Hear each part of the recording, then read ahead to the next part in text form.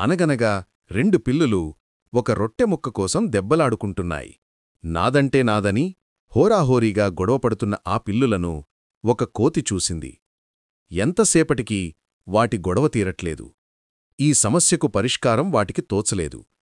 మొత్తానికి కోతి వాటిని విడదీసి, ఇంతోటిదానికి ఎందుకు దెబ్బలాడుతున్నారు?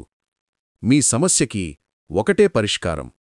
ఈ రొట్టె ముక్కని మీరు చెరిసగం పంచుకోండి.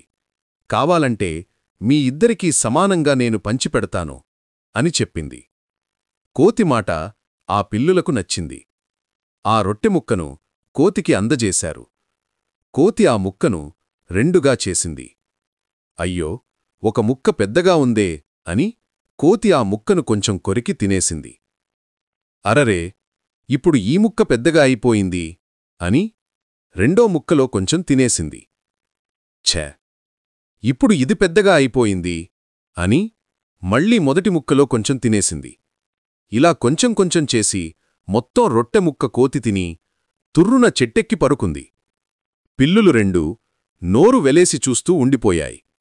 నిరాశగా వాటి దారిన అవి వెళ్ళిపోయాయి. అందుకే పెద్దలు మనకి ఎప్పుడు చెబుతూ ఉంటారు, ఇద్దలి మధ్య గొడవైనప్పుడు లాభం ఎప్పుడు మూడోవారికి చెండుతుందని.